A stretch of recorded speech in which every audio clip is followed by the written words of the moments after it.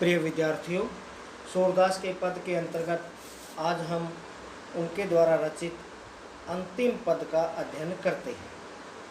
सूरदास जी कहते हैं, हरि हैं राजनीति पढ़ी आए, समुझी बात कहत मधुकर के समाचार सब पाए।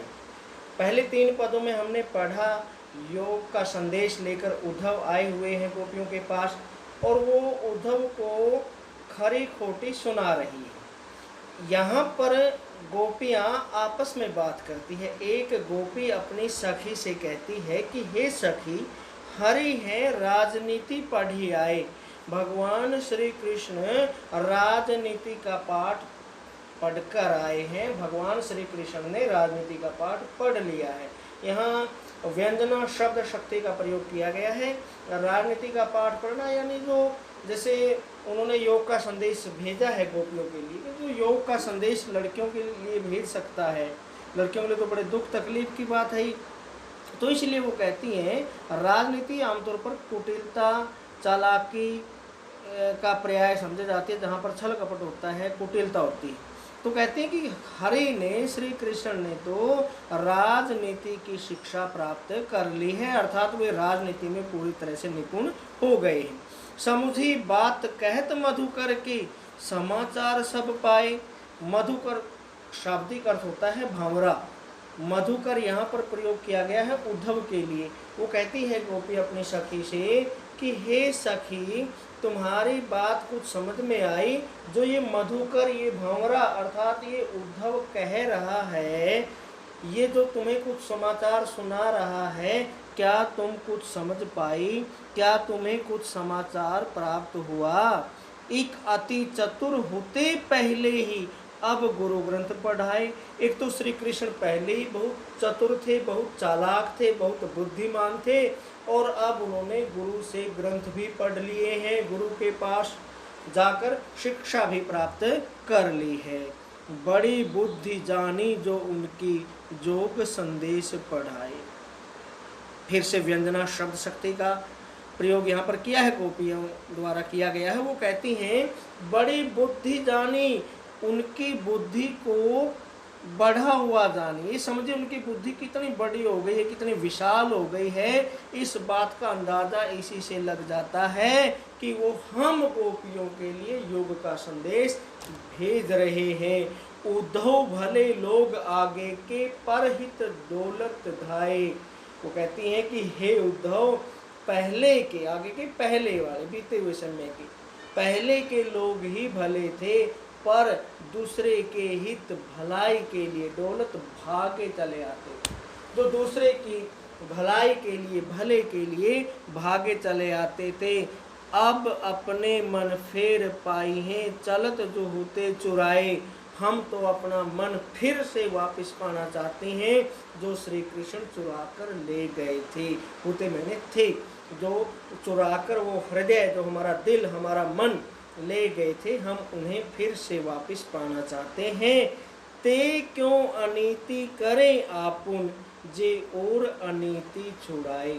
जब श्री कृष्ण दूसरे की अनीति छुड़वाना चाहते हैं, तो वो स्वयं क्यों अनीति करते हैं।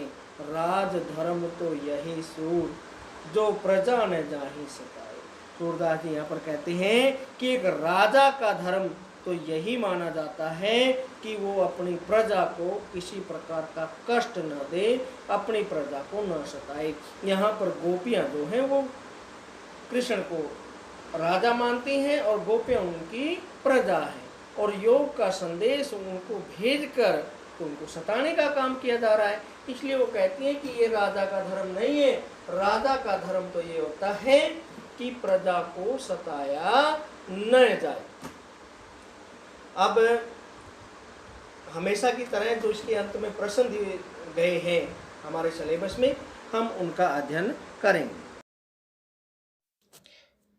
पहला प्रश्न है, गोपियों ने क्यों माना कि श्री कृष्ण ने राजनीति की शिक्षा प्राप्त कर ली है। जैसा हमने सरलार्थ के माध्यम से पढ़ा कि राजनीति का पर्याय होता है कुटिलता। राजनीति जो है कुटिलता और छल कपट, ऐसा माना जाता है, ऐसी जन भावना है कि राजनीति में हमेशा कुटिलता और छल कपट होती है। और श्री कृष्ण जैसा संदेश गोपियों को भेज रहे हैं, उनका अपने स्वार्थ के लिए उनका सुख चैन छीनने का कार्य कर रहे हैं, इसलिए वो दुखी होकर कहती हैं कि वो राजनीति की शिक्षा प्राप्त कर आए हैं। गोपियों ने जानी जड़ बुद्धि से क्या कहना चाहा है? जानी जड़ बुद्धि व्यंजना का प्रयोग इसमें हुआ है। जानी जड़ बुद्धि का शाब्दिक अर्थ है भाई श्री कृष्ण की बुद्धि कितनी बढ़ गई है, कितनी बड़ी हो गई है। इस बात से अंदाजा या अनुमान लगाया जा सकता है कि वो युवतियों के लिए योग साधना का संदेश भेज रहे हैं, अर्थात श्री कृष्ण ने बुद्धिमान होकर भी कोई अच्छा कार्य नहीं किया है। पुराने जमाने में सज्जन क्या किया करते थे? पुराने जमाने में जो सज्जन लोग हैं, दूसरे लोगों की भलाई के लिए दौड़े चले आते थे। आगे है, गोपियों के अनुसार आजकल के सज्जन उनके पास क्या करने आए थे? इसके विपरीत हो जाएगा पहले प्रश्न के, पुराने भलाई के लिए, और आज के लोग दूसरों को दुख देने के लिए, सताने के लिए उनके पास दौड़े चले आते हैं। गोपियां क्या पाना चाहती हैं? गोपियां अपना मन पाना चाहती हैं। कौन सा मन? जो कृष्ण वहां से जाते समय उनके पास से चुरा कर ले गए थे। कृष्ण ब्रज क्षेत्र से मथुरा जाते समय अपने साथ क्या ले गए थे? गोपियों का मन। कृष्ण के व्यवहार में गोपियों की अपेक्षा क्या अंतर था? तो कृष्ण का व्यवहार गोपियों से बिल्कुल भिन्न था, विपरीत था।